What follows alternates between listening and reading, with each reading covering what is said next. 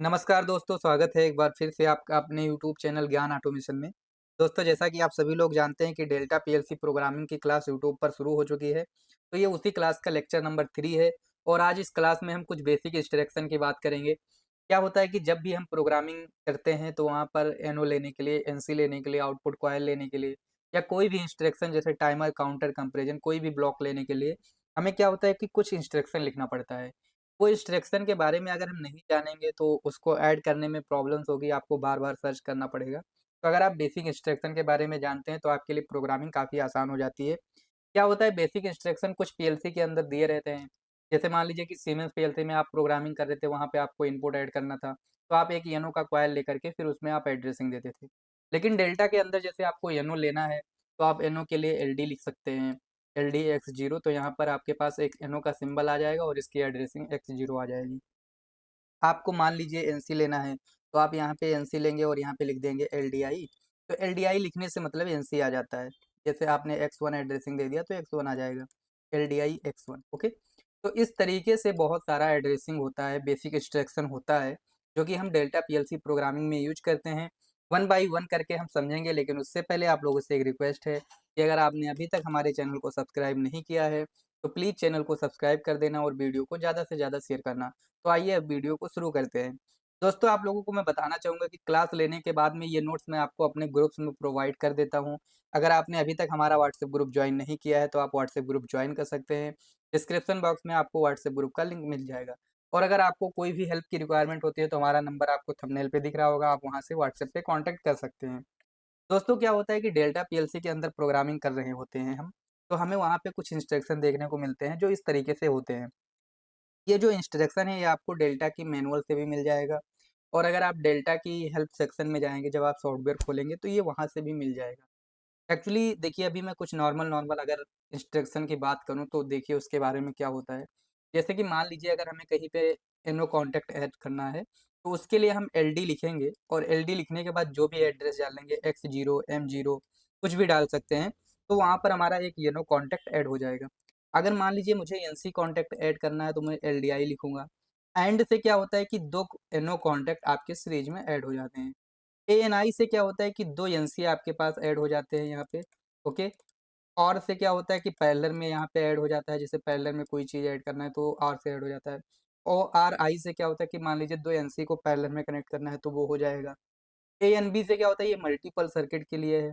ओआरबी से parallel connection multiple circuit के लिए है। एमपीएस, एमपीएस का मतलब होता है स्टोर द करंट रिजल्ट। ये क्या करता है, अगर आप एमपीएस इंस्ट्रक्शन लेंगे, तो इससे क्या होगा कि पीएलसी ऑपरेशन में जो भी इंटरनल करंट होगा, उसका रिज़ल्ट जो होगा, वो इसके अंदर आपको दिखाएगा। देखिए, एमआरडी किस लिए होता है? तो ये होता है read the current result of the internal PLC operation.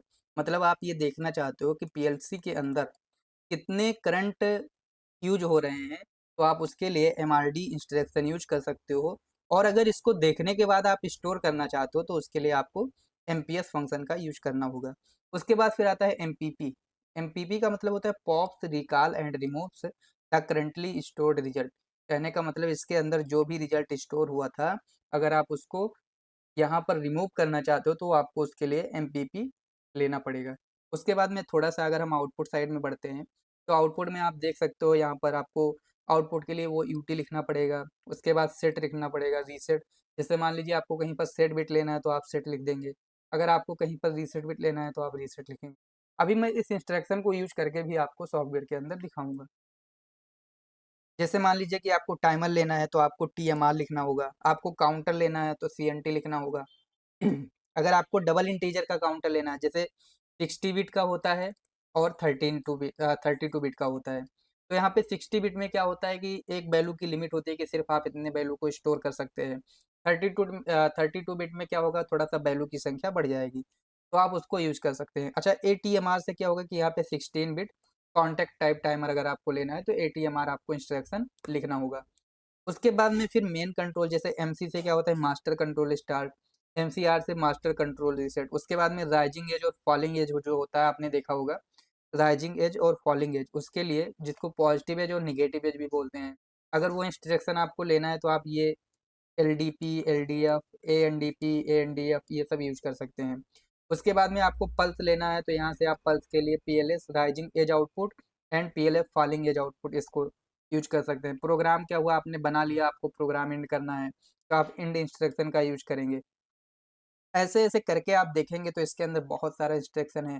जैसे अगर आपको कोई ऑपरेशन नहीं करना है तो NOP, उसके बाद इन्वर्टिंग ऑपरेशन, ये पॉइंटर। तो ये जो इंस्ट्रक्शन है ये आपको मिलेंगे कहाँ से और इसको कैसे कैसे यूज करना है, ये बात हम आपको बताते हैं, जिससे कि आपको सारी चीज़ें समझ में आए। ये तो बात हो गई, ये नोट्स मैं आपको प्रोवाइड कर दूंगा कि कौन सा इंस्ट्रक्शन कैसे काम करता है। लेकिन इसको कैसे काम करता है, अगर मान लीजिए आपको एक छोटा सा प्रोग्राम भी देखना है कि ये कैसे काम करता है, तो वो कैसे देखेंगे? उसके लिए सबसे पहले आप अपने सिस्टम में जाएँगे, WPL सॉफ्ट जो सॉफ्टवेयर है, इसको आप ओपन कर लेंगे।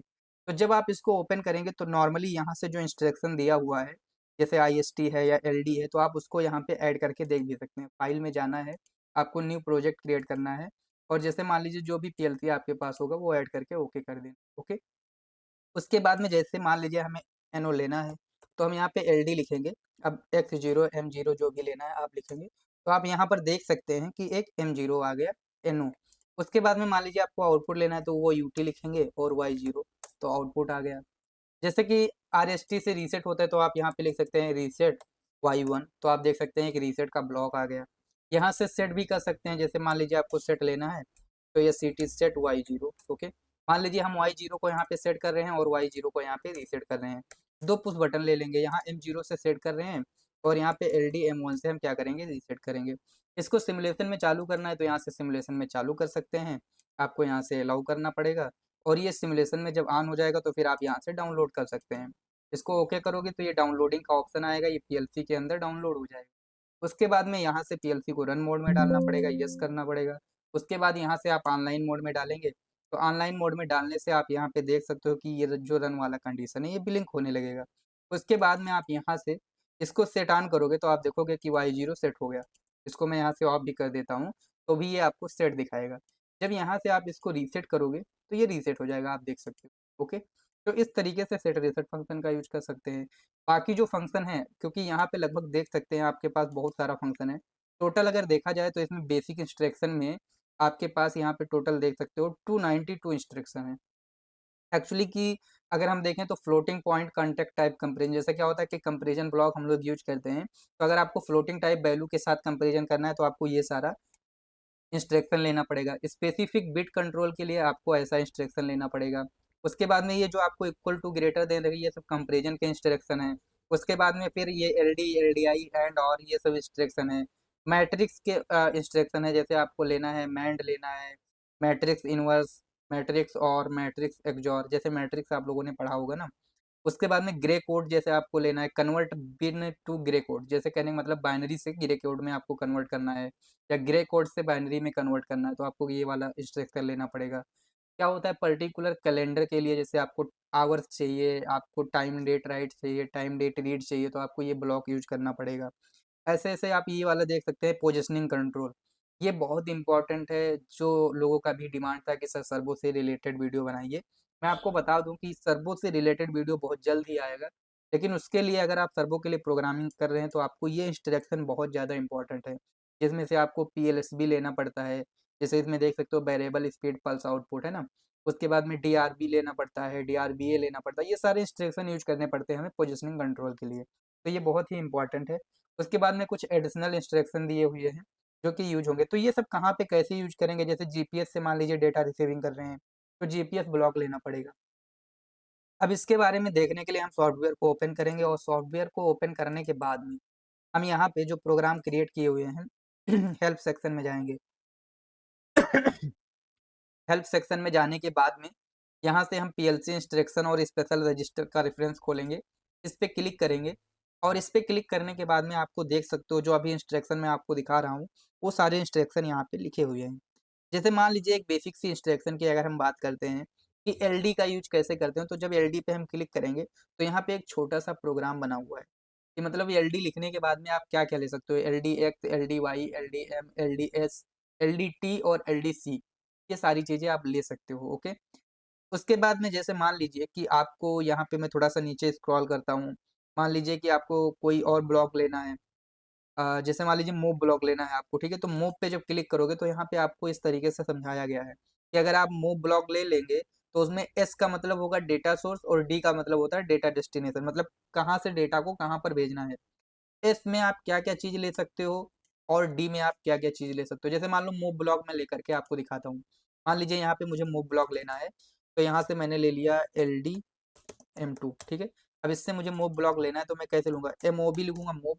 उसके बाद में एस क्या था, सोर्स। तो जब मान लीजिए कि मेरे पास K10 मतलब 10 एक वैल्यू है, डेसिमल में डालने के लिए हमें के लिखना पड़ता है और इसको मुझे D2 के अंदर भेजना है। किसके अंदर, D2 के अंदर। तो ये इसके अंदर मूव हो जाएगा जब हम इस बटन को M2 को प्रेस करेंगे, ठीक है। तो इसको हम यहाँ से डाउनलोड कर देते हैं और डाउनलोड करने के बाद यहाँ से ऑनलाइन मोड चालू करते हैं। अभी आप यहाँ पे देख सकते हो कि K0 में कितना है, D2 में कितना है, K0 मतलब D2 के अंदर जो वैल्यू है वो 0 है। और जैसे ही हम यहाँ से इसको ऑन करते हैं तो आप देख सकते हो D2 के अंदर वैल्यू कितना पहुंच गया, 10 पहुंच गई। तो इस तरीके से ये बेसिक बेसिक इंस्ट्रक्शन यूज करते हो।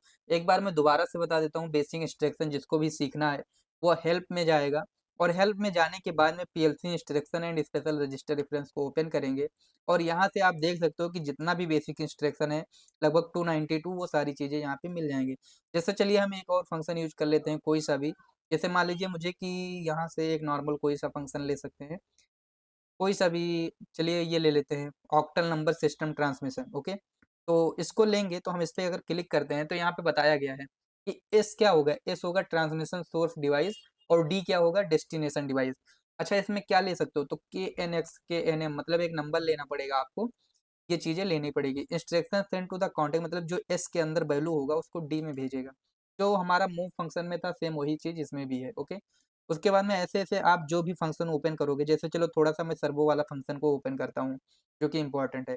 ये हमारा इंस्ट्रक्शन का है। जैसे मान लीजिए मैं LD इक्वल टू लिखूंगा तो एक इक्वल टू ब्लॉक आ जाएगा कि S1 इक्वल टू S2 हो जाएगा, ठीक है। इस तरीके से ले सकते हैं। इसमें जितना भी इंस्ट्रक्शन है ये सब उसी का इंस्ट्रक्शन है कंपेरिजन ब्लॉक का। उसके बाद में फिर थोड़ा सा आगे बढ़ते हैं, सर्वो वाला जो इंस्ट्रक्शन है हमारा पोजिशनिंग कंट्रोल का, उसको हम लोग यूज करते हैं। ये पोजिशनिंग कंट्रोल का है। जैसे मान लीजिए हमें वेरिएबल स्पीड पल्स आउटपुट निकालना है, तो यहाँ से हम PLSB पे क्लिक करेंगे और आप देख सकते हैं एस का मतलब होता है पल्स आउटपुट फ्रीक्वेंसी, D1 का मतलब होता है पल्स आउटपुट डिवाइस मतलब कितना आउटपुट पल्स निकालेगा, D2 का मतलब होता है रोटेशन डायरेक्शन सिग्नल मतलब किस डायरेक्शन में आपको रोटेट करवाना है, तो वो हम D2 से डिफाइन करते हैं। D2 में हम क्या क्या डाल सकते हैं, Y डाल सकते हैं, M डाल सकते हैं, S डाल सकते हैं। D1 में क्या डाल सकते हैं, हम Y डाल सकते हैं।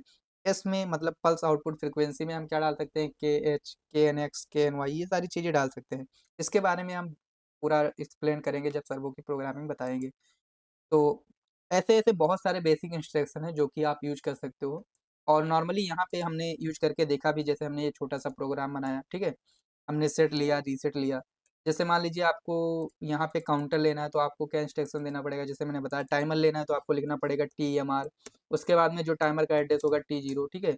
उसके बाद में फिर कितना टाइमिंग जैसे 100 मिलीसेकंड कितना मिलीसेकंड है वो आपको यहाँ पे डालना पड़ेगा, एंटर करना पड़ेगा। ये टाइमर आ गया। मान लो आपको कंपैरिजन लेना है और काउंटर लेना है तो आपको क्या करना पड़ेगा, आपको यहाँ पे एड्रेसिंग डालना पड़ेगा CNT। उसके बाद काउंटर का address C0 C1 C2 C3 कुछ भी डाल सकते हो। उसके बाद जितना काउंटिंग करना रहेगा वो डालना रहेगा, काउंटर आ जाएगा। मान लीजिए आपको कंपैरिजन लेना है तो यहाँ पे LD लिखना पड़ेगा, इक्वल टू लेना है तो LD इक्वल टू लिखोगे आप, तो यहाँ पे आ जाएगा। अच्छा LD इक्वल टू लिखने के बाद में ये भी लिखना पड़ेगा किसको किससे कंपेयर कर रहे हो। तो मान लीजिए D0 की वैल्यू को मैं D1 से कंपेयर करूंगा, ठीक है। D0 की वैल्यू को D1 से कंपेयर करूंगा तो D0 के अंदर जो वैल्यू रहेगा वही वैल्यू अगर D1 में भी है तो यहाँ से एक आउटपुट ऑन होगा। चलिए मैं इधर एक आउटपुट भी कनेक्ट कर देता हूँ, वो UT आउटपुट Y2, ठीक है। तो अभी इसको हम डाउनलोड करते हैं और कंपेरिजन में हम लोग खुद से वैल्यू डालेंगे और देखेंगे खुद से वैल्यू डालते कैसे हैं। ये भी एक बहुत इंपॉर्टेंट स्टेप है कि खुद से वैल्यू कैसे डालते हैं, ओके। तो अभी यहाँ पे इसको हटा देते हैं क्योंकि इसकी वजह से एरर आ रहा है। तो यहाँ से इसको हटा दिए टाइमर काउंटर को और यहाँ से मैं इसको डाउनलोड कर, ओके, यस करते हैं और यहाँ से यस कर दिए, ठीक है। उसके बाद में फिर ऑनलाइन मोड में जाएंगे यहाँ और अभी देख सकते हो कि दोनों में वैल्यू इक्वल टू है तो ये Y2 ऑन है। इसमें अगर मान लो वैल्यू डालना है तो कैसे करोगे, तो चेंज राइट क्लिक करोगे, चेंज प्रीसेट वैल्यू पे जाओगे आपको। अब D0 के अंदर वैल्यू डालना है तो जैसे मान लो 5 डालना है तो K5, ओके। तो आप देख सकते हो इसके अंदर K5 चला गया। इसके अंदर जैसे ही K5 वैल्यू गया देखो आउटपुट बंद हो गया। अच्छा D0 के अंदर K5 है, D1 के अंदर भी K5 अगर हम डाल देते हैं तो क्या होगा, दोनों वैल्यू बराबर हो गया तो Y2 ऑन हो गया। तो कहने का तात्पर्य हमारा यही है कि जो बेसिक बेसिक इंस्ट्रक्शन है ये जानना बहुत ज़रूरी था और जब ये आप जानोगे तभी आप आगे प्रोग्रामिंग में बढ़ सकते हो। तो मुझे उम्मीद है कि आज का वीडियो आपको पसंद आया होगा और ये जो बेसिक इंस्ट्रक्शन है आप इसको एक बार ज़रूर रीड कर लीजिएगा। कल का क्लास होगा एनओएनसी कॉन्सेप्ट के बारे में और कल से हम लोग प्रोग्रामिंग के स्टेप पे बढ़ेंगे और छोटे-छोटे प्रोग्राम्स को हम बनाना सीखेंगे। तो आज का वीडियो यहीं पर एंड करते हैं। मिलते हैं आपको नेक्स्ट वीडियो में। जय हिंद, जय भारत।